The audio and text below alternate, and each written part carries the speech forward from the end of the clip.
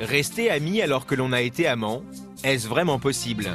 On s'est séparés, divorcés, mais on est tout de suite restés en très bons termes. On n'est plus ensemble, mais en fin de compte, on fait beaucoup de choses ensemble. Il s'est installé quelque temps après avec sa nouvelle femme. Dès le début, vous l'avez apprécié? Franchement, oui. Bah oui, oui. Je préférerais vous dire que non, mais... bah oui, je l'apprécie. Mais comment rester en bon terme avec son ex? Mon ancien compagnon a été vraiment un pilier et il a vraiment fait en sorte que ma vie soit bien. Qu'est-ce que ça fait d'assister au mariage de son ex-mari? Je ne suis pas allée à la mairie, mais après, pour faire la fête, j'étais là. Ah bon. Sans pincement au cœur? Sincèrement, non. On fait des repas de famille, mais c'est 3 familles. Mon ex-mari, son ex-mari... Son ex-mari, il a refait sa vie? Oui. Alors, je me dis, il pourrait y avoir une petite ouverture avec son ex-mari. Non.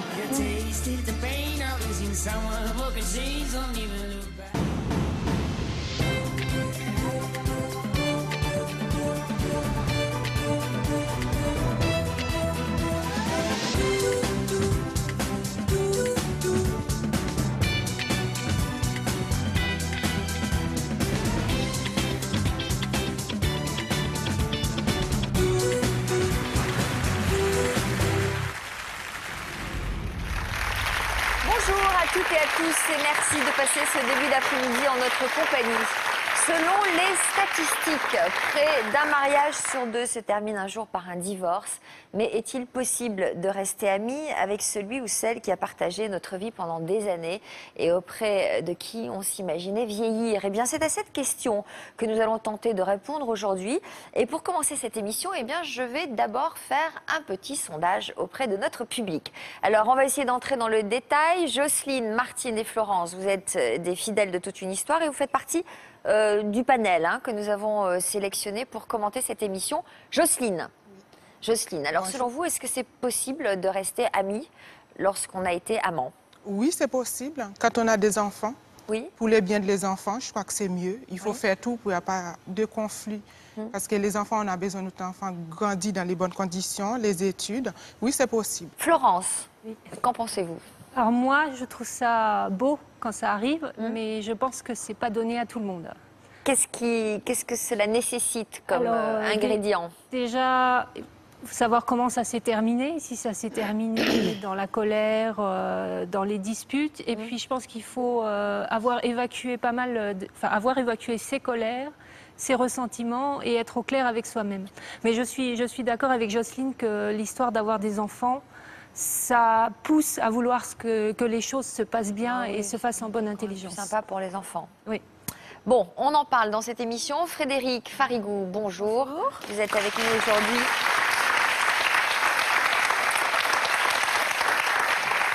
Alors, on entend souvent des couples fraîchement séparés dire qu'ils sont prêts à tout pour rester en bons termes. Vous pensez que c'est vraiment possible? Je pense que c'est possible, mais à certaines conditions.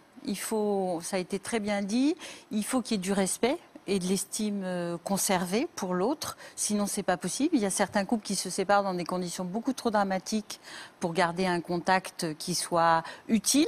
Alors effectivement, quand on a des enfants, c'est important d'être capable de rester en bons termes, pas forcément amis, parce qu'il n'y a aucune nécessité à être ami, c'est absolument pas nécessaire ni obligatoire d'être ami avec son conjoint.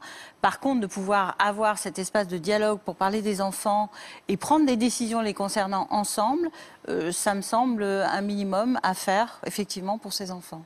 Alors, vous allez donc nous donner les clés pour y parvenir, pour parvenir à garder les meilleures relations possibles tout au long de cette émission. Et vous allez surtout répondre aux questions que se pose notre premier invité. Il s'agit de Johan. Bonjour, Johan.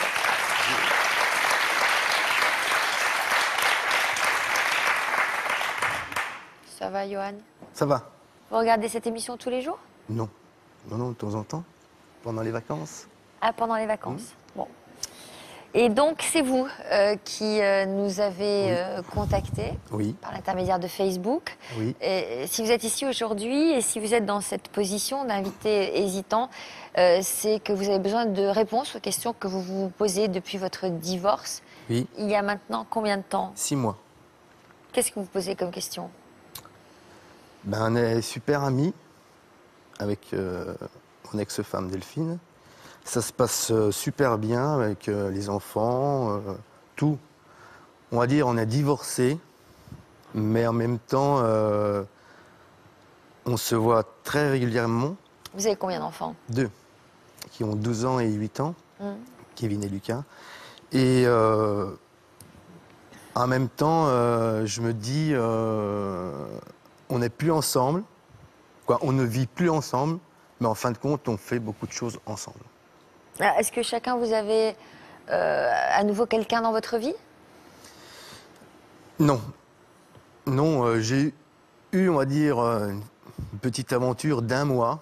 Je me suis enflammé et je me suis tellement enflammé que je suis redescendu de suite. Et là, j'ai vu que je me suis planté parce que j'ai remarqué que j'aimais toujours Delphine. Oula. Delphine, je l'aime toujours. Vous avez des sentiments pour elle? Toujours.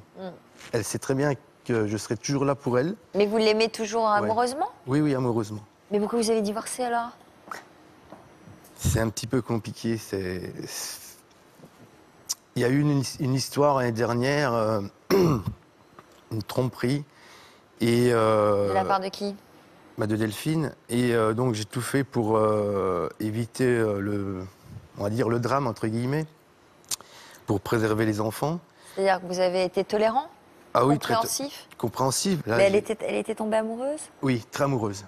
Parce qu'avant, j'avais une entreprise. Et avec l'entreprise, j'ai eu de grosses difficultés financières. Donc j'étais obligé d'arrêter mon activité. Je me suis retrouvé donc, en chômage. Ma femme s'est retrouvée en chômage. Et donc après, j'ai pu retrouver un emploi, mais j'étais en liquidation judiciaire. Et après, vous savez... Donc ça, c'était au bout de combien de temps de mariage? 3 ans. Qu'est-ce qui vous avait séduit chez elle au départ? Sa beauté extérieure et intérieure. Parce que c'est quelqu'un qui est très correct, qui est très gentil, qui est très douce, qui est très carré dans sa vie. Et donc je pense aussi, bien sûr, dans un divorce, il y a toujours 50-50, il y a des défauts. Et donc tout ça, ça nous a amené à beaucoup de soucis financiers. C'est-à-dire que cette situation financière difficile a créé des tensions entre vous? Oui, des tensions, des menaces, on va dire des menaces administratives, vouloir nous prendre notre maison. Il a fallu se défendre pendant 5 ans, j'étais interdit bancaire, c'était toujours tout le temps à réfléchir à une pression. Et entre vous, ça vous a éloigné l'un de l'autre? Pas spécialement éloigné, ça mettait de la tension, quoi. Parce que bon, en même temps, elle m'aimait beaucoup, mais en même temps, moi aussi, je l'aimais beaucoup. Mais peut-être que... Non, mais aimer beaucoup, c'est pas aimer amoureusement. Non, mais aimer du fond du cœur. Ouais. Mais amoureusement? Oui, amoureusement. Non, parce que aimer beaucoup, je l'aime beaucoup, c'est ce qu'on dit d'un copain, quoi, d'une amie. Le fond du cœur. Donc vous vous aimiez profondément? Profondément. Malgré que de temps en temps, il y avait des petits coups durs, comme dans chaque couple. Alors, est-ce que vous étiez infidèle? Non. Non. Bon. Non. Comment vous avez appris cette infidélité? Je l'ai appris en une semaine. J'ai vu que Delphine avait changé moralement. Moralement, elle avait changé. Donc je lui ai dit, ça va pas. Ce qui t'arrive? Elle me dit, ça va.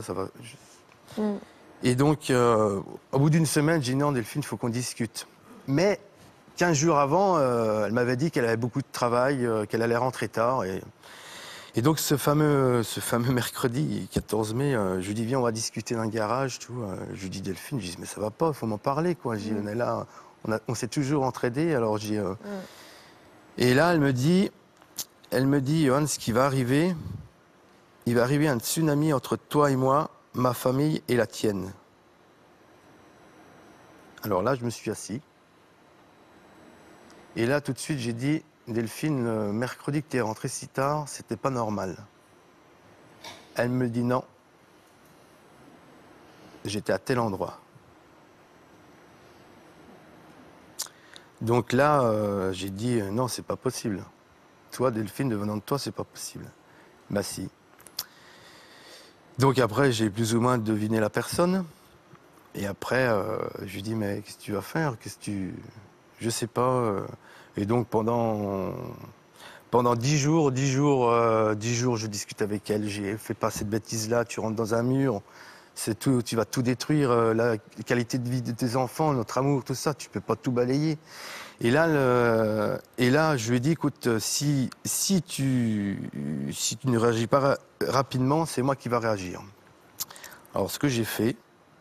Donc, vous lui avez posé un ultimatum. J'ai posé un ultimatum, mais je lui ai dit, je vais appeler cette personne.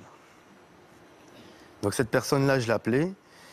Je lui ai dit, je lui ai parlé comme je vous parle. Hein. Je lui ai dit, voilà, on va se parler entre hommes et entre humains.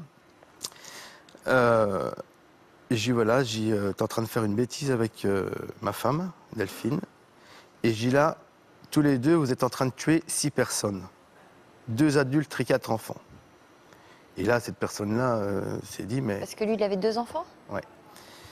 Et donc, après, donc on a discuté, tout, et je lui ai dit, écoute, maintenant, tu vas me passer ta femme. Et là, il m'a dit, non, non, non. Donc, j'ai vu qu'elle n'était pas au courant. Il m'a dit, est-ce que je peux t'appeler demain midi? Je dis oui. Donc il m'a appelé le lendemain midi en me disant, voilà, je viens de rompre avec Delphine. Et après, Delphine a essayé, mais elle était tombée amoureuse de lui. Mais suite à cette conversation-là... Elle était en manque de lui. Voilà. Et suite à cette conversation-là, ils ont arrêté leur aventure.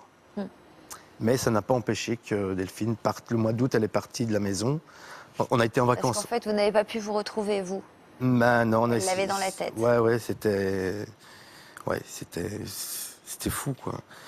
Et en même temps... Elle était là sans être là. Voilà. Donc au mois d'août, on était en vacances ensemble. Et là, donc, je lui ai donné un coup de main pour la déménager, acheter 2-3 meubles.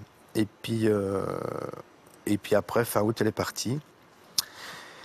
Et ensuite, comme on avait une maison en commun, qu'elle ne me demandait rien du tout, je ne pouvais pas garder cette maison avec des mensualités si élevées. Donc, je me suis renseigné au niveau des banques. Les banques étaient prêtes à me suivre, mais m'ont dit, monsieur, si vous voulez refaire un emprunt, il faut divorcer. Alors, comme la maison, on l'avait faite ensemble, et comme la maison, les enfants ont grandi dans cette maison, j'ai voulu garder un petit peu de sentiment pour mes enfants, pour leur en donner un paquet, parce qu'ils en ont besoin dans ces moments-là. Et donc, j'ai fait les démarches au niveau de l'avocat avec Delphine, et puis le 2 décembre, le divorce était prononcé. Bon, là, vous êtes tout malheureux parce que vous n'aviez pas du tout envie de divorcer. Non, vous êtes complètement amoureux de votre femme. Oui, mais en même temps, si c'était pour divorcer dans 2 ans, pour se faire encore plus de mal, vous savez, quand vous êtes mal psychologiquement, vous êtes mal. Hein. Et puis, comme je dis, il faut... Mais bon, Delphine... Ça veut dire quoi, il faut... faut balayer, quoi. Il faut balayer. Ouais, parce que bon... Vous savez, c'est des moments que j'ai passés très, très durs. Surtout que c'est moi qui n'avais pas voulu ça, quoi. Ouais. Mais en même temps... elle était d'accord pour divorcer? C'était en même temps, après, oui, au départ, quand j'ai dit, les banques me disent... Elle en est où, elle, aujourd'hui, psychologiquement? Ça a l'air d'aller. Elle a quelqu'un dans sa vie? Je pense pas. Elle est plus du tout avec cet homme-là? Non, mais je ne pense pas... Mais est-ce qu'il lui est arrivé de vous dire qu'elle a encore des sentiments pour vous? Je lui ai posé peut-être 15 fois la question. Elle me dit non, j'ai plus rien ici. C'est de l'amitié. Voilà. Ce qui est embêtant, Johan, c'est qu'elle est tombée amoureuse de quelqu'un d'autre. Donc, quand une femme tombe amoureuse de quelqu'un d'autre, c'est que... Ah ouais, c'est vrai qu'une femme, quand elle tombe amoureuse... Hein, Frédéric? Ouais, parce qu'en général, l'année dernière, au mois de juin, je me suis fait suivre par une psychologue. Et elle m'a dit, vous saurez toujours une chose, monsieur, quand une femme part, elle part. Donc. Alors que parfois, un homme part et revient, et part et revient, et part et revient. Oui, j'ai beaucoup d'exemples. Mais bon, moi, j'aime toujours Delphine. Vous aimez toujours les filles? Non, Delphine. Ah, Delphine. Pardon. J'allais vous dire, c'est rassurant. Non, mais en même temps, je veux dire, on se voit déjà tous les jours parce qu'elle récupère les enfants. Il y a deux choses, Frédéric. D'une part, il a du mal à faire le deuil de cette relation parce qu'il se voit très souvent. Oui, et je pense que c'est problématique. Parce qu'en fait, je suis très touchée par votre histoire parce que vous avez une manière tellement sincère de la délivrer qu'on ne peut être que touché. Donc déjà, je voulais vous dire ça. On sent effectivement que vous aimez encore votre femme, mais que votre ex-femme maintenant, mais que le problème, c'est que vous n'en êtes pas au même niveau du deuil de cette relation. C'est-à-dire qu'elle est déjà passée à autre chose, elle ne vous aime plus. C'est confortable probablement pour elle que vous restiez amis, sauf que vous, là-dedans, effectivement, ça entretient un espoir aussi, le fait de se voir régulièrement, et ça vous empêche de faire ce deuil, parce que qui dit se séparer, dit mettre une distance entre l'un et l'autre. Donc là, vous ne pouvez pas faire ce deuil-là, c'est-à-dire que vous êtes toujours dans ce nous un peu ambigu, qui a un goût d'avant, mais qui n'est plus du tout la relation que vous aviez quand vous étiez en couple. Donc ça, c'est problématique surtout pour vous. Oui. Elle y trouve son compte. Mais vous n'y trouvez pas votre compte parce que vous maintenez cet espoir et ça vous empêche de tourner cette page. Donc c'est important, qui dit séparation, dit prise de distance avec l'autre. Sur le fait que Delphine est tombée amoureuse, donc ça veut dire que quand même, du temps de leur couple, elle était déjà disponible pour nourrir des sentiments. Et je pense qu'effectivement, toutes les difficultés que vous avez dû rencontrer vous ont éloigné. Et à un moment donné, cet éloignement a fait que aussi probablement, il y a eu un peu les sentiments qui se sont émoussés. Je pense que c'est quelqu'un qui doit être attaché à vous, mais qui n'est plus amoureuse de vous. Donc effectivement, le fait de pouvoir tomber amoureuse de quelqu'un d'autre n'est pas bon signe, parce que ça veut dire qu'il y a quelque chose qui... Voilà, elle est vraiment passée à autre chose, ce qui n'est pas encore votre cas. Non. Mais pour que ce soit le cas, Johan, on est souvent en décalage dans le couple. Il y en a toujours un qui aime encore un peu l'autre. Et pour ça, pour pouvoir faire ce deuil, il faut vraiment se retrouver face à soi et puis penser à soi et penser à de nouveaux projets. Là, vous ne pouvez pas vous projeter dans une autre relation ou même faire des projets pour vous puisque vous êtes encore pris dans cette relation qui n'est plus une relation de couple. Est-ce qu'il vous arrive de lui dire, de lui faire part de vos sentiments? Elle est venue manger à la maison. Donc, comme votre équipe m'avait contacté pour l'émission, je lui ai dit, Delphine, je prouverai sur le plateau avec Sophie Davant que je t'aime toujours, que j'ai toujours des sentiments pour toi. Et comment a-t-elle réagi? Elle a eu les larmes aux yeux. Je pense qu'elle le sait que vous l'aimez encore, Johan. Ça se voit comme le nez au milieu de la figure. Je veux dire, quand vous parlez un peu d'elle, on le sait que vous êtes amoureux. Ça, elle le sait. Là, le problème, c'est que vous gardez l'espoir qu'elle revienne vers vous. Ouais, mais après, je veux dire... Est-ce que par moment, elle a dans son attitude, un regard, des gestes qui vous laissent penser que ce serait possible? Je sais pas. Je peux pas répondre parce que je sais pas. Parce que les larmes, voilà, elle est émue, elle doit être touchée que vous l'aimiez encore, mais ça ne veut pas dire pour autant qu'elle est encore amoureuse de vous. Bah ouais, mais en même temps, on peut pas balayer 15 vies communes avec des enfants. Mais il est pas demain, elle rencontre quelqu'un. C'est très bien. À mon avis, je risque de faire la grimace. À mon avis, quand elle va voir les enfants avec elle, son nouveau copain, je pense que ça va lui sonner dans le fond du cœur, quoi. C'est-à-dire? Hein? Bah, ça va lui faire appel au fond de son cœur. Quoi? Elle se dira quoi? C'est une nouvelle vie qui commence. Mais en même temps, ça va être une vie recomposée. Ouais. Reconstituée. Comment? Reconstituée, quoi. Mais je suis d'accord avec vous, on ne balaie pas des années de mariage avec des enfants, mais on peut continuer sa vie autrement. Sans balayer et sans renier. Voilà. Mais on peut... Ouais, mais pour l'instant, pour moi, personnellement, j'en suis pas prêt, quoi. Mais oui, parce que je ne suis pas prêt à refaire ma vie. C'est ce que je vous disais, vous n'en êtes pas du tout au même stade. Ah, non. Mais il faut que vous preniez de la distance parce que vous allez vous faire souffrir, parce que vous allez la voir, elle, continuer sa vie, peut-être effectivement rencontrer quelqu'un d'autre et recomposer une famille. Et puis vous allez rester sur le bord à regarder ça en se disant, est-ce que ça lui fait quelque chose? Plutôt que de rester dans vous et de dire, là, pour l'instant, elle n'est plus avec moi. Et c'est pas son désir d'être avec moi. Qu'est-ce que vous espérez en fait en venant nous voir, Johan? Vous espérez qu'elle vous regarde, qu'elle vous voit lui faire cette déclaration d'amour très émouvante, très bouleversante, et vous espérez qu'elle revienne vers vous en faisant cette démarche au fond? Non. En même temps, oui et non. C'est un petit peu compliqué. En même temps, c'est pour m'entourer de personnes qui puissent m'aiguiller comment... Vous aider à avancer. Voilà, aider à avancer. Parce que les choses qui sont compliquées, c'est les soirs, j'ai les enfants après l'école, elle vient les chercher. Ouais. Donc on se voit. Ouais. Donc si c'est pour qu'elle vienne les chercher au portail, les enfants vont dire, tiens... elle vient me chercher, mais vous pas... n'êtes pas obligé de l'inviter à dîner. C'est pas les enfants, Johan. Eh oui. C'est pas les enfants. Les enfants, vous savez, ils n'ont pas besoin que leurs parents, une fois qu'ils sont séparés, fassent tout ensemble et soient collés l'un à l'autre. Ils ont besoin d'un cadre clair et que leurs parents se respectent. C'est tout ce dont ils ont besoin. C'est votre besoin à vous de la voir et de continuer à entretenir la relation. Oui, aussi. Donc il ne faut pas tout mélanger parce que c'est pas parce que vous allez instaurer un autre cadre pour vos enfants que vos enfants seront perturbés. Ils s'adapteront. Vous savez, les enfants, ils ont besoin que les choses soient claires surtout.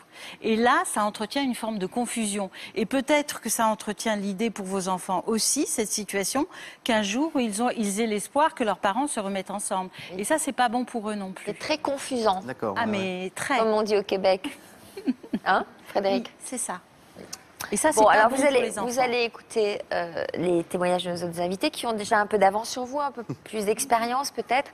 Et je lisais un petit sourire dans les yeux de Frédéric. Pourquoi vous souriez en écoutant Johan? Qu'est-ce que vous vous dites? Nous, ça s'est pas du tout passé comme ça. On s'est séparés, divorcés, mais c'était bien clair, quoi, dans chacun. Au bout de combien d'années de mariage? 20 ans. À quoi ressemblait votre vie de couple? Au début, très bien. On n'a eu pas de soucis au début, tout allait bien. Et puis, ça a commencé à s'étioler, à s'effilocher. Et on s'entendait plus, on n'était plus sur la même longueur d'onde. On faisait chambre à part. Donc, au bout d'un moment... Qui a pris la décision? Moi. Il était d'accord? Vous aviez des enfants? Oui, on a 2 enfants. Il était d'accord, oui, pas ravi, mais d'accord, quoi, parce qu'il voit bien que ça n'allait plus. Vous aviez quelqu'un d'autre dans votre vie? Donc vous avez divorcé. Comment ça s'est passé après le divorce?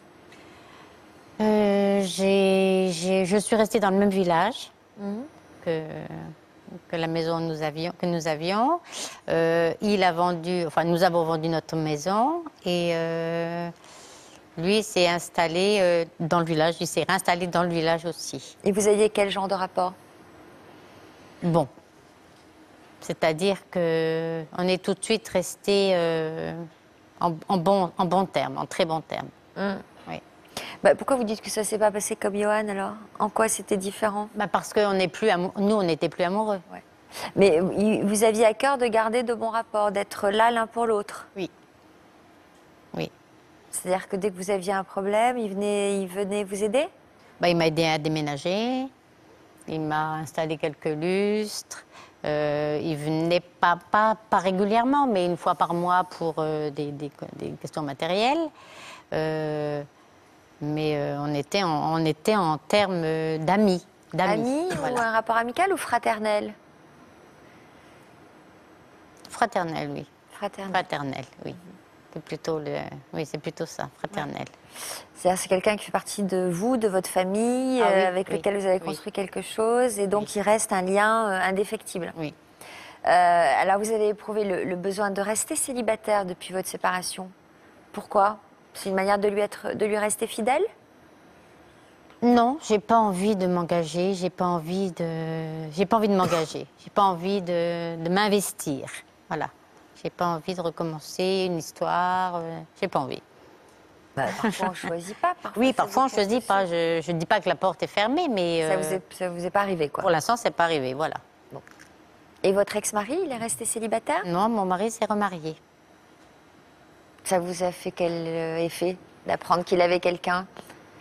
Ben, au début, bon, l'amour-propre en prend un coup quand même. Hein, au bout de combien de temps il a eu quelqu'un dans sa vie? Ben, il avait quelqu'un, il m'avait semblé qu'il y avait quelqu'un avant, mais j'en étais pas à 100%. Mais les femmes on a un sixième sens quand même qui fait que bon. Et, il avait changé? Oui, il avait changé, il sortait plus. Du parfum, il faisait attention à sa manière de s'habiller. Non, disons qu'il était beaucoup absent, quoi, voilà. Et puis, donc quand on s'est séparés, on en a parlé, quoi, parce que bon, on peut pas rester comme ça sans en parler, hein. Et donc, il s'est installé quelque temps après avec sa nouvelle femme. Et alors, vous avez été jalouse? Jalouse, non, c'est pas le mot qui convient. Quoi alors? Vexée. Un petit coup d'amour-propre quand même, vite remplacé. Oui, c'est ça, c'est l'idée d'être aussi vite remplacé. L'idée d'être aussi vite remplacé. Mais bon, en même temps, ça me rassurait qu'il soit pris en charge. Pris en charge. Oui. Voilà. Donc, vous n'avez pas voulu, vous, lui prouver que vous aussi, vous étiez capable de le remplacer? Non, aucun intérêt. Bon. Est-ce que vous avez souhaité en savoir plus sur elle, la rencontrer, la connaître? Oui, parce que je savais quand même qu'ils allaient partager un bout de... Ils allaient faire un bout de chemin ensemble. Mes enfants n'étaient pas très vieux, donc je voulais savoir quand même... à qui ils auraient affaire. À qui, voilà. Et alors, comment avez-vous procédé pour faire sa connaissance? Ben, je savais qu'il fréquentait un restaurant à quelques kilomètres de chez nous et j'y suis allée. Après, voilà, j'y suis allée. Et alors? On a bu une coupe de champagne tous ensemble. Un peu tendu, mais... mais voilà. Qu'est-ce que vous vous êtes raconté? Des banalités. Genre, il fait beau. Il fait beau, voilà. Oui. Elle vous a plu? Elle vous a plu? Oui, parce que c'est... Oui. Est-ce que c'est le même genre que vous ou est-ce que c'est l'opposé? Elle est blonde? Non, elle est brune. Bon, elle est un peu plus forte que moi, mais ça, c'est pas le problème. Mais elle a beaucoup de similitudes de caractère. Ah. Oui. Donc vous vous entendez bien avec elle? Oui, très bien. Vous l'appréciez? Beaucoup. Dès le début, vous l'avez appréciée?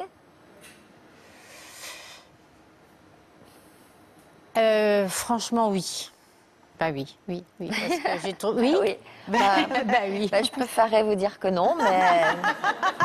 bah oui, je l'apprécie. Si, c'est vrai. Frédéric, comment vous expliquez que ça puisse se passer comme ça? C'est que vraiment l'histoire était au bout du bout. L'histoire était complètement dépassionnée. On sent qu'il ne s'agissait plus d'un amour fou, etc. Donc, à partir du moment où la relation s'était installée dans quelque chose de plus de l'ordre de la cohabitation, c'est vrai que c'est tout à fait possible d'avoir ce genre de relation, surtout si on a une certaine intelligence relationnelle et puis si on dépasse effectivement la possessivité, la réaction d'être vexé sur le moment, ce qui est tout à fait normal, puis qui est très fréquent. Et on peut être très intrigué par effectivement quel est le profil de la femme qu'il a choisi après. Donc ça, c'est sûr que votre réaction, elle est tout à fait logique. Alors, Johan, ça va? Oui, ça va. Peut-être que vous qui nous regardez, vous avez trouvé la recette pour rester amis avec votre ex-conjoint. Alors partagez-la avec nous sur Twitter ou sur Facebook. Quant à nous, on se retrouve tout de suite après une courte pause. À tout de suite. Je l'ai invité un jour et tout a démarré. Ils forment des duos incroyables. Je suis greffé d'un rein qu'elle m'a donné. C'est un moment important dans la vie de se dire j'ai la capacité de donner une deuxième fois la vie. On a beaucoup échangé sur Skype jusqu'au jour où on en a eu marre du virtuel et C'était le début de notre amour, on ne s'est plus jamais quittés. Qu'est-ce que vous triturez là dans la main? C'est notre lien, justement. On le met dans l'autre main, mais comme ça. Ah ouais. Encore comme ça. Il m'a légué son lien, il m'a dit c'est pour toi. C'est notre bague de mariage. Il est tout abîmé, ce lien. Bah ouais, vous avez vu? Il a divorcé avec ses autres guides et il m'a pris. Depuis qu'ils ont trouvé leur ange gardien, leur vie a une toute autre saveur. En me rencontrant, il a de nouveau eu ce désir d'enfant, donc je suis très heureuse parce que c'est aussi mon désir. Ce qui lui est arrivé de plus beau, c'est d'avoir un petit garçon il y a 3 ans. Elle lui a donné une force de vie qui est absolument hors du commun et extraordinaire. Moi, ce que j'ai appris dans ma vie, c'est que je vis avec la mort tous les jours. Et je suis encore vivant. Et peu importe qu'on vive 10 ans, 100 ans, l'important, c'est ce qu'on a vécu. La vie, c'est ce qu'on en fait. C'est pas ce que les autres en font.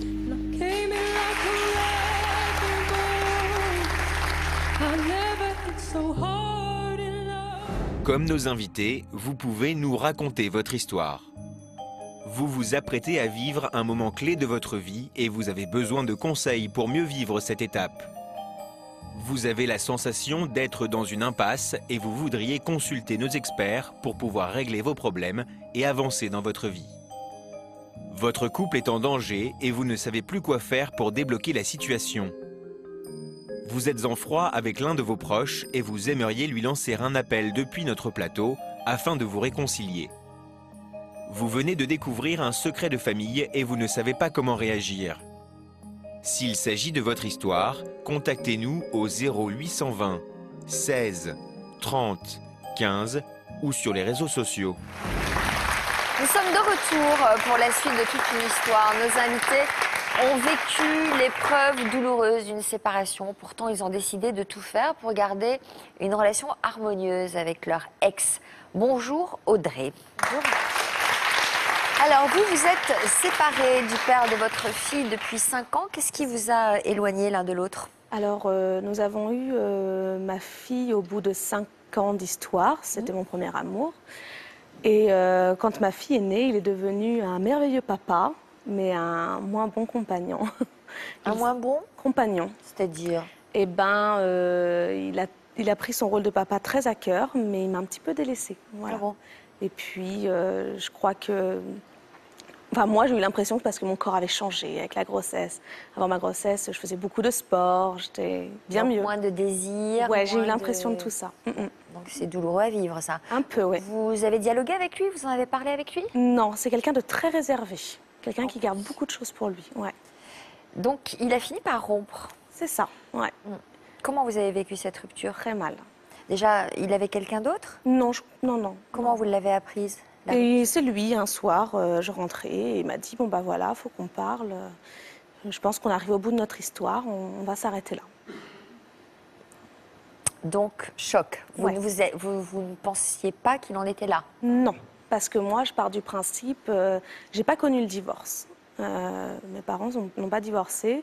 Du coup, pour moi, c'était celui-là avec qui j'allais finir ma vie. Donc, même si c'est ta vie. C'est ça. Un enfant, je voyais faire ma vie avec le monsieur qui m'a donné. Normalement, oui. Hein, voilà. Quand on se marie, c'est pour la vie. Ça. On n'était pas mariés. On n'était pas mariés, nous, mais c'était mon premier amour, quoi. J'avais été ensemble avec lui à mes 14 ans, donc j'avais connu quasiment que lui. Donc, rupture douloureuse, mais pour préserver votre fille, vous avez mis en place une garde alternée. C'est ça. Ça se passait comment? Alors moi, dans les débuts, je peinais un petit peu à assumer mon rôle de maman. Disons que j'aimais ma fille, donc je la prenais, mais au moindre petit souci qu'on peut avoir avec les enfants, pousser dedans, ou elle veut pas manger, elle dort pas, bah, je paniquais. Parce que moi, je ne m'étais pas prêtée à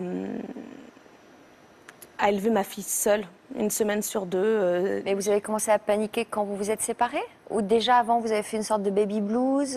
Non. Ah non. Avant, il n'y avait aucun problème. Elle avait quel âge, votre fille, quand Elle avait vous êtes 10 mois. 10 mois. Elle était petite. Donc là, vous avez eu peur de devoir l'élever seule, quoi? Oui, j'ai eu peur. J'ai eu peur de devoir l'élever seule et aussi de devoir l'élever qu'une semaine sur 2. Pour une maman, c'est quand même difficile à admettre. C'est-à-dire qu'on fait un enfant et que finalement, on l'a un petit peu la moitié de sa vie, quoi. Donc, qu'est-ce qui s'est passé? Donc j'ai pris quand même mon appartement, il n'y a pas de souci. Et après les quelques mois où je peinais un petit peu à assumer ce rôle de maman, je faisais aussi un peu la fiesta. Je récupérais peut-être les années d'adolescence que je n'avais pas pris en étant en couple avec lui. Et puis un jour, j'ai eu le déclic. Je me suis dit, là, il faut que j'assume mon rôle de maman. J'ai trouvé un très bon travail. Et donc, du coup, je me suis mieux assumée et je m'occupais de ma fille pleinement, 1 semaine sur 2. Et c'est là que nos relations sont devenues très, très amicales. On était très proches, on est redevenus très, très amis. Voilà. Alors, il avait refait sa vie, lui? Non, pas au moment. Je pense qu'il avait des petites histoires comme ça, mais rien de... Et vous? Non plus, pas au moment non plus. Sur le moment, non. Ça a duré quelques mois comme ça. On était amis et puis on était chacun célibataires jusqu'à ce Donc amis sans arrière-pensée, sans douleur de se revoir, sans projection, sans espoir. Juste amis. Je crois que j'espère un petit peu au fond. Voilà. Quand même. Un peu quand même. Ouais, un peu quand même. Difficile hein, de subir une rupture et de rester amis comme ça. C'est ça. Sans espérer. Ouais. Effectivement. D'ailleurs, c'est une question à Frédéric. Quand on subit la rupture, c'est difficile pour celui qui subit d'envisager de rester ami. C'est clair. C'est parce que c'est pas possible. Si je conserve des sentiments pour l'autre, le fait d'être dans sa proximité, forcément, ça entretient un espoir. Puisque moi, je suis pas du tout dans la perspective de passer à autre chose. Donc forcément, si je maintiens cette relation, elle alimente mon désir et mon envie qu'il se passe à nouveau quelque chose avec l'autre. C'est-à-dire qu'on n'en fait pas la même lecture. Absolument. Pour celui qui quitte, c'est confortable de rester en bon terme et de revoir l'autre. Il y a vraiment cette alors idée. Que celui qui subit la rupture garde un espoir. Oui, et il y a cette idée d'avoir fait le deuil de cette relation-là. Celui qui part, en général, il a fait tout un chemin que n'a pas fait celui qui subit la rupture et puis qui se trouve parfois complètement abasourdi par cette annonce. Donc, vous aviez un petit espoir. Et pourtant, vous avez fait la connaissance de Jean-Charles, votre compagnon actuel. Mon mari actuel, oui. Vous êtes tombée amoureuse tout de suite de lui? Alors non, on s'est rencontrés avec Jean-Charles, c'était vraiment bon, on va se rencontrer. On dialoguait depuis pas mal de semaines sur Internet, on échangeait beaucoup de tout et de rien. Le dialogue était très simple. Du coup, on a voulu mettre un visage et tout de suite, c'est passé. Alors par contre, on s'est tout de suite, on s'est pas pris la tête vraiment. On se rencontrait, c'était cool, mais on s'est pas dit, on se rencontre, c'est pour être ensemble. Non, c'était. Et puis au bout de 2, 3, 4 fois, ça a duré 3 semaines où on se voyait très régulièrement. On se quittait pas par message. Enfin, toute la journée, on était tout le temps en dialogue. Et en fait, on s'est attachés vite au bout de 3 semaines. Malgré ces 3 semaines où on s'est dit, on laisse faire les choses, quoi. Et puis quand on a réalisé tous les deux, on s'est dit, en fait, on est vachement bien ensemble. Mais vous étiez très amoureuse? Je ne suis pas tombée amoureuse tout de suite, j'étais très bien avec. Il m'avait enlevé l'espoir que j'avais avec mon ex. C'est ça. Voilà. Par contre, là, l'espoir n'était plus là. L'espoir avec mon ex n'était plus là. Je me suis dit à ce moment-là, je peux refaire ma vie. Je peux être quelqu'un d'autre sans mon ancien compagnon. Donc, vous vous êtes installée avec lui? Oui, on s'est installés très rapidement ensemble. Parce qu'on aimait être ensemble. C'était vraiment ça. On aimait être ensemble, on n'aimait pas être séparés. Donc on s'est dit, on reste ensemble. On verra, même si ça ne dure pas, on reste ensemble. C'est souvent comme ça que ça dure longtemps, en fait. On va espérer. Parce que là, vous êtes mariés depuis quand? On s'est mariés, ça fera 2 ans. Ça va faire 4 ans qu'on est ensemble. Combien de temps après? 2 ans après qu'on soit rencontrés. L'anniversaire de nos 2 ans. Bon. Et donc là, vous êtes très amoureuse de lui? Ah oui. L'amour grandit. Oui. Frédéric adore ce genre d'histoire. Mais vous aussi, finalement. Oui, c'est vrai. Moi aussi. Alors, votre ex a lui aussi refait sa vie, oui, de son côté. Après moi, mais il a refait sa vie, ça fait un peu plus d'1 an maintenant. Il avait réagi comment quand il a su que vous aviez quelqu'un dans votre vie? Alors, je lui ai présenté très rapidement Jean-Charles. Il n'a jamais été jaloux? Non, je crois pas. Pas d'amour propre, pas d'orgueil blessé? Peut-être qu'il se disait, dis donc, elle refait sa vie facilement et moi, je suis toujours tout seul. Mais jaloux de Jean-Charles parce qu'il était avec moi, non. Bon. Non, lui, il avait vraiment tourné la page. D'accord. Donc, peut-être de se dire qu'il était tout seul, oui. Donc, il a rencontré quelqu'un, lui aussi? Voilà, maintenant, il est avec quelqu'un. Qui vous a présenté?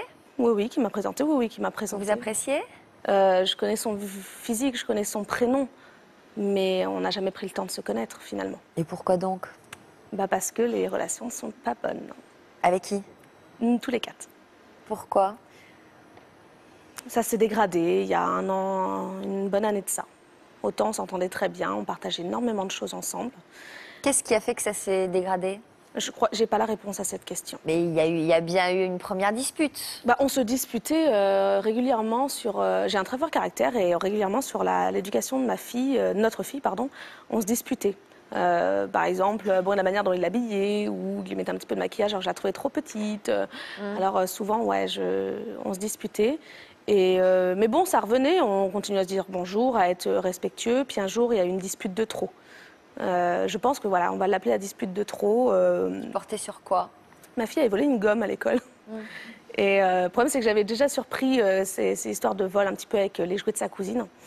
Et donc là, elle avait volé une gomme à l'école et puis mon ex arrive à la maison pour la récupérer. Je lui dis, là, il y a un problème. Louane a volé une gomme à l'école, faut qu'on réagisse, il y a quelque chose. Oh, il me dit, mais non, c'est pas important, c'est pas mon problème. Et là, je suis rentrée dans une colère noire. Je lui dis, c'est pas ton problème. Je dis, notre fille a 5 ans, elle ne peut pas voler des gommes à l'école. Qu'est-ce que ça va devenir? Je dis, moi, je vois pas ça comme ça. Puis là, je lui ai reproché tonnes de choses. On s'est pas mal fâchés. Mon mari m'a défendue. Et puis là, il y a eu la cassure. Il est parti de chez moi et après ça, il n'y avait même plus le respect. Je disais plus bonjour. Il me rendait ma fille, il était au portillon de ma maison. Je rendais Louane, j'étais à 2 mètres de sa porte. Alors, comment vous l'expliquez, vous, ça? On est différents, peut-être. Moi, je pense qu'il y avait quelque chose d'artificiel aussi dans cette trop grande proximité. Ça ne sert pas forcément à quelque chose de dîner à 4 avec son conjoint et puis la compagne de son ex. Ça ne sert pas à grand-chose. Et du coup, cette dispute, c'est comme ça focalise là-dessus et puis ça dit que cette trop grande proximité ne sert à rien. Ça a mis brutalement une distance entre vous, mais je pense une distance qui est nécessaire. Parce que c'est un fantasme de croire qu'on va s'entendre sur tout et que ça va être le monde des bisounours. Si ça avait été le cas, vous ne vous seriez pas séparés. Donc c'est important de se dire, on est séparés pour des raisons et on n'a pas besoin d'être fâchés, mais on n'a pas besoin d'être trop proches, ça sert à rien. Ouais. Et souvent, les parents font l'erreur de croire que c'est pour leurs enfants. Mais les enfants ne demandent pas ça. Et ce n'est pas nécessaire pour eux. Au contraire, les enfants supportent mal que les parents soient trop proches parce qu'ils ne comprennent plus pourquoi ils ne sont pas Alors ensemble. Pourquoi vous vous êtes séparés? Ça n'a pas de sens. Les enfants doivent comprendre qu'effectivement, il y a des raisons et qu'il y a des tensions entre les parents et qui sont sur certains points, qui n'ont pas forcément à connaître, mais qui ont fait qu'effectivement, la vie du couple conjugal n'était plus possible. Et souvent, ça achoppe sur des différences de mode éducatif. Et malheureusement, il faut faire ce travail de respecter le mode éducatif de l'autre, jusqu'à ce que ça ne mette pas en danger la vie de l'enfant.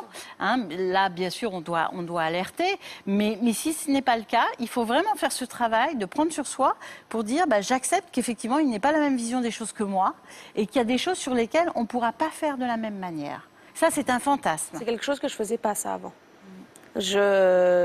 Pour moi, il fallait qu'on l'éduque de la même manière. Et ça, j'ai appris à le travailler. Depuis qu'on s'est disputé, il a fallu qu'il y ait ça. Voilà. Maintenant, je comprends et je relativise. Et vous avez droit à votre vision des choses, il a droit à la sienne, et il n'y a pas une meilleure manière. Il faut travailler à faire avec les deux. Alors, le principal spectateur de cette situation, c'est votre nouveau mari.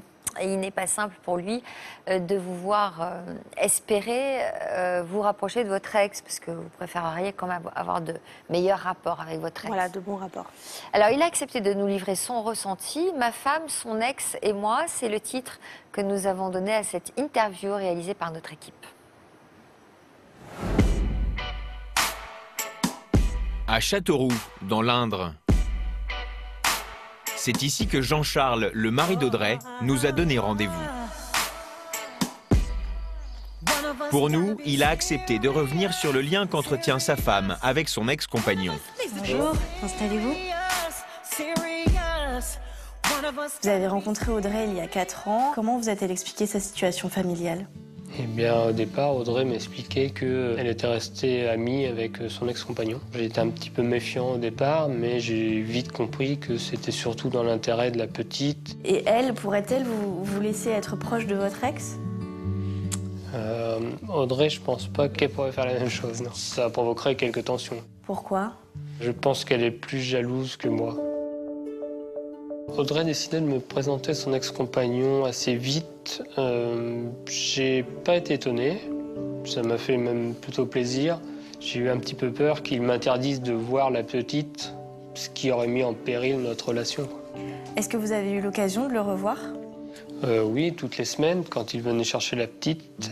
Et après, ça nous arrivait de prendre des apéritifs ensemble, même de manger ensemble. Peut-être que pour certaines personnes, ça paraît étrange, mais leur avis m'importe peu. Avec le temps, les relations entre les deux ex se sont dégradées et pour Jean-Charles, la situation est devenue délicate. La plupart du temps, ils n'arrivent pas à discuter calmement. Ça finit, les 3/4 du temps, ils disputent. À ce moment-là, moi, je reste plutôt extérieur à tout ça parce que sur certains points, j'ai pas forcément à m'en mêler. Et quand je vois que ça va trop loin, j'interviens en essayant de calmer et d'apaiser un petit peu les tensions. Je suis quand même pas mal l'arbitre. C'est plutôt gênant comme place parce que, bien sûr, je vais toujours plutôt être du côté d'Audrey, ce qui me paraît logique. Des tensions qui finissent même par avoir des répercussions sur le couple que forment Audrey et Jean-Charles. Après certaines disputes, Audrey n'avait pas forcément le moral et moi, pas forcément envie d'être à l'écoute, donc ça partait un petit peu en dispute. Je pense que les enfants ressentent quelquefois les tensions, même si on essaye toujours que tout cela se passe quand ils ne sont pas là. J'aimerais que ça s'arrange parce que je vois bien que ça la rend malheureuse de vivre dans le conflit perpétuel, tout le temps sans arrêt. Et pour que la petite puisse se construire sur des bases saines, qu'elle ne les voit pas se déchirer sans arrêt. Avant tous ces événements, j'aurais jamais imaginé demander à Audrey de retourner vers son ex, mais aujourd'hui je le fais et je le vis bien.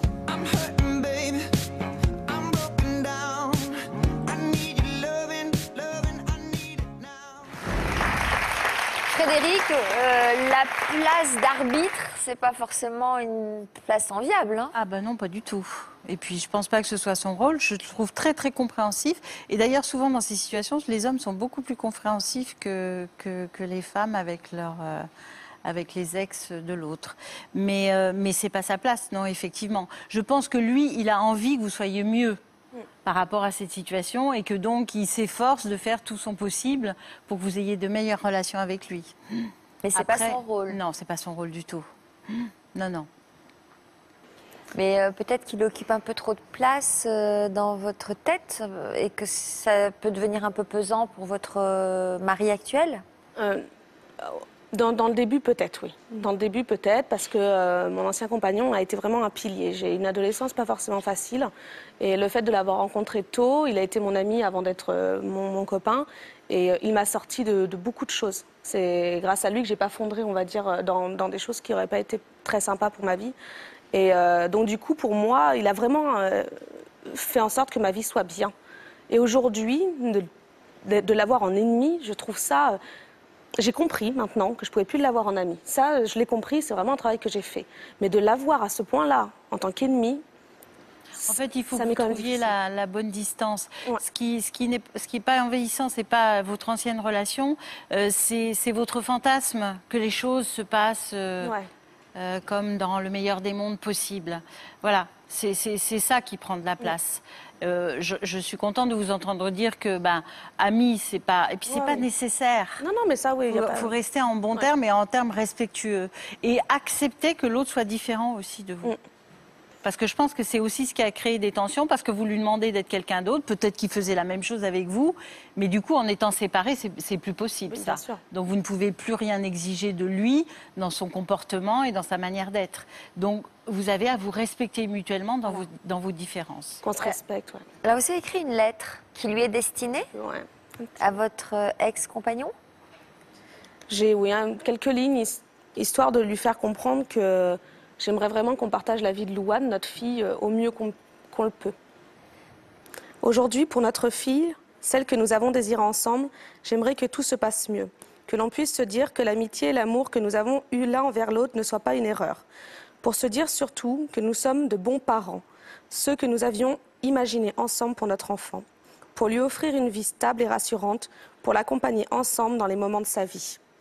Pour qu'ensemble, avec ta compagne et mon mari, nous puissions apporter à Louane une belle vie.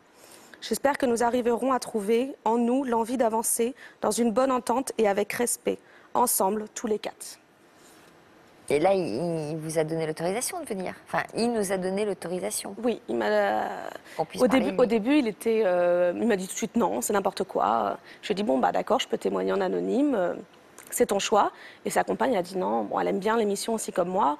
Et elle a dit non, mais ça peut faire du bien. De toute façon, ça peut peut-être arranger les choses. Pourquoi pas d'avoir d'autres avis d'autres invités, comment les autres vivent les choses. Elle lui a dit tu n'as rien à perdre de toute façon. Et bon, il a juste demandé qu'on ne dévoile pas son prénom. Et voilà. Émilie. Bonjour Émilie. Alors, vous faites vous aussi partie de notre panel de téléspectateurs. Que vous inspire le témoignage d'Audrey? Moi, j'ai vécu complètement un autre divorce de mes parents. Mes parents se portaient plainte mutuellement. Le divorce s'est passé en 8 ans de temps au tribunal. Donc, le divorce que vous avez passé, c'est tellement formidable. Moi, mes parents se portent plainte mutuellement encore maintenant, 10 ans après. Il n'y a pas eu du tout de contact, entre les deux parents. Il y a eu... je faisais entre parenthèses, je passais des mots, des lettres, des courriers. Donc vous en avez beaucoup souffert. Oui. Et les années qui ont suivi leur divorce? Ça a été pareil. Ça a été pareil parce que ma mère a refait vite sa vie. Mon père n'a pas voulu nous laisser de côté, nous prendre sous son aile. Et pas refaire sa vie. Il a refait sa vie là, il n'y a pas longtemps. Donc il a voulu prendre son temps. Qui est-ce qui avait pris la décision de ce divorce, elle ou lui? Je ne sais pas. On n'a jamais voulu me dire. Après, je pense que voilà, c'est un secret qu'ils ont entre deux. Ils ne veulent pas qu'on en sache plus de leur divorce. Voilà, ils ont divorcé, c'est leur choix. Mais je trouve qu'ils ont mis les enfants un peu à l'écart. Il y avait combien d'enfants? 2. Non seulement à l'écart, mais en plus, ils vous ont utilisé manifestement. Oui. Donc c'est difficile. Oui, parce qu'on a eu une garde qui était pas très bien, qui a été mise au tribunal parce que voilà, c'était un mercredi sur 2, la moitié des vacances scolaires, la moitié des week-ends. Donc ça, quand on commence à prendre les enfants en otage d'une situation difficile et douloureuse, ça fait des dégâts. Hein. Manifestement, vous en avez beaucoup souffert, Frédéric. Des dégâts parce que vous dites vous avez été laissé à l'écart, mais c'est l'inverse, c'est-à-dire que vous avez été mis au milieu de leur dispute de couple et ils vous ont utilisé. Donc Après, je pense qu'ils ne s'en rendaient pas compte sur le fait. Mais c'est plus là, avec du recul, que je pense que c'est pour ça que je suis ici, c'est pour leur faire comprendre que, voilà, on était là à ce moment-là, on était petits, mais on a compris ce qui s'est passé, on a compris que, je pense qu'ils pouvaient attendre qu'on était à l'école pour avoir des disputes ou des choses qu'on ne doit pas voir et pas endurer en tant qu'enfant. Alors vous allez bientôt vous marier. Oui. Est-ce que ça vous fait peur, le mariage? Oui. Vous dites que vous allez faire en sorte... On ne sait pas ce qui peut se passer. On ne sait pas comment...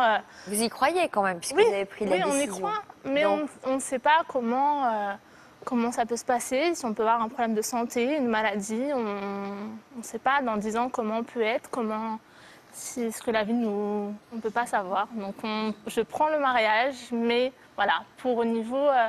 d'organiser le mariage avec des deux parents qui ne s'entendent pas du tout, qui ne veulent même pas se voir, qui ne se disent même pas bonjour quand ils se voient dans la rue, ça va être très compliqué. Si vous aviez un conseil à donner à Audrey?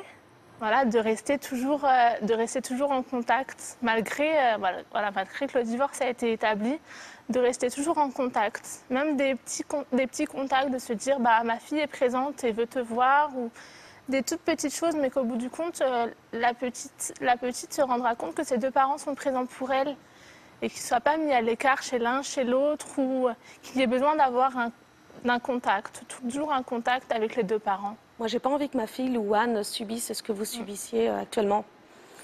Je m'imagine pas voir ma fille déchirée comme ça lors de son mariage, comment je vais faire, l'emplacement des tables, est-ce que ça va bien, l'ambiance va être bonne. Et à la maternité, on va en faire un planning parce qu'ils ne peuvent pas se retrouver dans la même chambre. Ça, je veux pas. C'est le problème. Alors, en préparant l'émission avec nos journalistes, vous leur avez dit que votre mère et votre père, chacun de leur côté, faisaient partie de nos plus fidèles téléspectateurs. Oui. Donc, mes parents regardent l'émission toutes les après-midi. Bon, ça c'est sympathique. Alors vous voulez profiter justement de cette aubaine pour leur transmettre un message. Ça, parce que je suis là pour leur dire qu'on a mal vécu, mon frère n'a pas pu être présent, mais qu'on a mal vécu le divorce et qu'on a mal vécu la déchirure de la famille. Parce que peut-être que pour eux, ils sont divorcés pour des raisons quelconques. Mais nous, on a été un peu mis chez l'un, chez l'autre avec des valises, des objets qu'on ne savait pas où aller, chez un domicile du père qu'on ne connaissait pas. Il y a quand même une maison qu'ils ont dû séparer, qu'on a dû vendre. Je pense que c'est pour ça qu'ils vont se rendre compte, en étant ici, que voilà, la déchirure est toujours là, même 10 ans après, que la déchirure est toujours là et que... C'est déjà suffisamment douloureux de divorcer, de mettre un terme à une famille pour en plus en faire subir les conséquences aux enfants. Donc c'est un peu l'objet de votre message. Oui. Donc j'espère qu'ils seront réceptifs et qu'ils viendront tous les deux à votre mariage. Oui, en espérant, mais bon, c'est pas... C'est quand ça le va être mariage? compliqué. En 2016. Ça va être très compliqué, je pense. J'espère qu'ils auront changé d'avis d'ici là. Merci. Frédéric, le témoignage d'Émilie doit vous toucher puisque justement, vous avez souhaité garder des liens avec votre ex-mari afin de préserver vos 2 enfants. C'est notamment pour cette raison que vous avez tenu à rencontrer sa nouvelle compagne. Ils l'ont vécu comment d'ailleurs, vos enfants, l'arrivée de cette nouvelle compagne? Au début, c'était un petit peu difficile, mais ça a été très vite. Très vite. Ils se sont rendus compte qu'elle ne prendrait pas ma place. Et... Donc elle a eu un comportement intelligent. Parfait. Elle a su rester à sa place. Oui, ça c'est sûr. Et je pense que c'est elle qui a fait qu'on en est là aujourd'hui, quoi, parce que elle m'a invitée, elle a invité son ex-mari, on fait des repas de famille, mais c'est 3 familles, quoi. Hein, c'est mon ex-mari, son ex-mari. Son ex-mari, il a refait sa vie? Oui. Oh, je me dis qu'il pourrait y avoir une petite ouverture avec son ex-mari. Non. Bon, alors vous êtes allé jusqu'à accepter de vous rendre au mariage de votre ex-mari. Oui. Vous vous en gardez quel souvenir? Qu'est-ce que ça fait d'assister au mariage de son ex-mari? Je ne suis pas allée à la mairie parce que j'estimais quand même que c'était pas ma place. Mais après, pour faire la fête, j'étais là. Ah bon? Sans pincement au cœur? Sincèrement, non. Non. Aucun. Au contraire. Non, ça, aucun. Non. Allez, voilà. C'était le jour de leur mariage? Oui. Non, aucun pincement, rien du tout. Bon, donc cette femme s'appelle Nathalie. Et si vous êtes là aujourd'hui, c'est, je crois, dans un but bien précis. C'est surtout pour la remercier. Parce qu'elle a fait qu'on en est là. Parce que je pense qu'Alain n'aurait peut-être pas osé le faire. Moi, je n'avais pas la possibilité de le faire. Donc c'est elle qui a fait qu'on s'entende tous, quoi. Oui, c'est-à-dire on peut dire qu'elle a un vrai comportement aimant vis-à-vis de votre mari. Oui. Parce que l'aimer, c'est aussi respecter son passé. Voilà. On ne peut pas balayer, on a vécu 25 ans ensemble, on ne peut pas comme ça... mais on n'est pas, comme disait Frédéric, on n'est pas amis, c'est-à-dire on ne se voit pas tous les 5 minutes, on n'est pas amis, on n'est pas collés, mais quand il y a des fêtes, quand il y a des Noëls, des Pâques, je suis invitée. Ça arrive trop peu souvent d'ailleurs, ça, hein, que la nouvelle compagne ou le nouveau compagnon respecte le passé. Oui. Je trouve que c'est une intelligence relationnelle d'avoir ce comportement. Il faut une certaine maturité, une certaine compréhension de l'existence et de la générosité. Avoir été blessé aussi, parce que souvent ceux qui sont dans le conflit, c'est ceux qui ont subi la rupture, ce qui n'est pas votre cas. Et puis l'histoire est allée jusqu'au bout, elle s'est terminée tranquillement, je dirais. Donc effectivement, ça facilite aussi. Vous la reconnaissez elle, mais vous pouvez vous reconnaître aussi, vous. Oui. Parce que vous aussi, vous avez eu cette intelligence relationnelle. Je pense, oui. Donc, oui. Toutes les deux, vous avez contribué à ce que ce soit possible. Je suis venue avec sa fille, d'ailleurs, à l'émission. Donc, c'est pour vous dire que mon fils et sa fille. Donc, voilà. Bon. C'est bien. Tant mieux.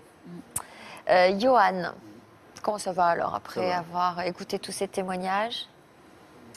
Je pense que j'ai beaucoup de chemin à faire. C'est à moi à travailler sur moi-même. Qu'on trouve avec la mère des enfants une sorte de compromis. De toute façon, les enfants, oui, ils ont compris, hein, parce que ils n'ont pas été plus blessés que ça. Je veux dire, ils se font vite à la situation. Qu'est-ce que vous lui conseilleriez, Frédéric? Moi, je pense que les enfants, il y a une ambivalence, là. Ils savent pas, ils savent pas. Ils doivent être perdus. Donc, c'est pas un service que vous leur rendez, contrairement à ce que vous pensez. Et moi, je pense qu'il faut que vous trouviez une autre organisation matérielle du quotidien pour moins vous voir, pour vous protéger, vous. Ou on se sépare ou on ne se sépare pas. Quoi. Mais ça. là, les enfants... Il faut de la distance pour se séparer et pour que vous puissiez passer à autre chose. Parce que pour l'instant, vous ne pouvez pas. Dans la situation actuelle, en restant amoureux, vous ne pouvez pas. En même temps... Qu'est-ce que vous envisagez pour les grandes vacances, là? Je sais pas, parce qu'on n'en a même pas discuté encore. Parce qu'elle, si elle a personne dans sa vie, ça va l'arranger de partir avec vous et avec ses enfants. Et vous allez le faire en vous disant qu'il y a peut-être un espoir. Non, mais donc, vous n'avez pas les mêmes objectifs. Je pense pas. J'ai déjà réfléchi, mais je pense pas. Mais ce qui est, oui, on dit bien, on fait ça pour les enfants. Après, vous me dites que oui, c'est par rapport à moi, mais parce que les enfants, ils aiment venir à la maison, parce que c'est là qu'ils ont vécu. Bah oui, mais rien n'empêche qu'ils viennent chez vous. Et puis, c'est pas parce que les enfants, ils ont envie que vous vous respectiez, que vous gardiez de bonnes relations. Mais ils n'ont pas envie de se demander en permanence si vous allez revenir ensemble ou pas. Parce que là, ils sont paumés, vos enfants. Oui, oui. Donc, vous pouvez trouver le moyen de garder de bonnes relations sans qu'ils aient cette question à se poser. C'est compliqué, hein? Ah oui, c'est compliqué. Quand on est amoureux. Surtout quand on reste amoureux. Bah oui, mais en même temps, après, il faut faire une raison. Mais ça fait plus souffrir de rester à attendre quelque chose qui ne vient pas. Ça, c'est sûr. C'est vrai. C'est vrai, mais bon. Ça, c'est sûr. Hein. Puis ça peut durer longtemps. Oui. Donc, si vous pouvez gagner un peu de temps. Oui, c'est clair. Vous avez bien fait de venir, quoi, en gros. Oui. Hein? Quel conseil vous lui donneriez à Johan? Celui-là, revoir votre organisation, ne pas vous abriter derrière les enfants en disant oui, vos enfants, ils vont s'adapter. Vous savez, les enfants, ils ont besoin que leurs parents soient heureux. Ils doivent sentir votre désarroi à certains moments, parce que nous, on le sent. Eux aussi le sentent. Oui, c'est vrai que c'est des fois, oui, les enfants ils me disent, papa, ça va? Ben, je dis oui, j'essaye, mais... voilà, c'est pas comme si j'étais avant, quoi. Et à chaque fois, si vous la voyez revenir vers vous, elle est là, elle est très présente, c'est impossible de faire son deuil. Vous restez dans la relation. Donc cette distance-là, elle est vraiment nécessaire. Vraiment. C'est pour vous, pour le faire pour vous, Johan. D'accord. Pour prendre soin de vous. On va essayer. Bon, vous nous tenez au courant? Oui. En tout cas, je suis sûre qu'il y en a plein qui vous ont regardé aujourd'hui, qui vous ont trouvé séduisant, sympathique, touchant. Bah oui, j'ai toujours parlé avec amour. Voilà. Bon courage. Merci. Parce que bon, c'est pas facile, mais vous allez y arriver, je pense. On va y arriver. Vous avez l'avenir devant vous. Merci. Audrey, c'est vous qui animerez tout à l'heure notre chat. Merci d'être venu nous confier vos histoires. Merci à Frédéric, merci à vous d'être chaque jour au rendez-vous. Je vous retrouve aussi chaque fin de semaine dans le magazine Version Féminin. En attendant, on se retrouve dans quelques instants dans l'Histoire continue où nous aurons le chanteur Francky Vincent et Katia qui ne parvenaient pas à créer un lien avec son fils. A tout de suite, merci. Merci beaucoup. Courage.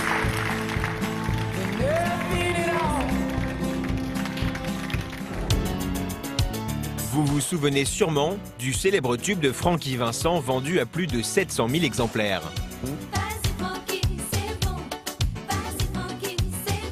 Comment cette chanson a vu le jour? Je faisais l'amour avec une demoiselle et nous étions en pleine action. Et là, elle vous crie « Vas-y, Francky, c'est bon !» Dans l'Histoire continue, il nous présentera son fils, Mathis. Ces chansons, j'avoue que je les écoute pas non plus tous les jours, mais par moments ça m'arrive quand même d'en écouter une ou deux. Je suis fière de lui, très fière. Katia, elle, avait eu peur d'avoir un enfant. Vous savez, votre corps qui se transforme, est-ce qu'après il va redevenir comme il était avant? Ça fait un petit peu peur. 2 ans plus tard, c'est en mère de famille comblée que nous l'avons retrouvée. Je regrette pour rien au monde. Même si parfois c'est dur, à aucun moment je regrette des choses. Oui, mon cœur. Maman, je veux faire caca. Ok. Donc les moments... Celle-ci, on la garde, hein. La suite de leur histoire, ce sera dans quelques minutes.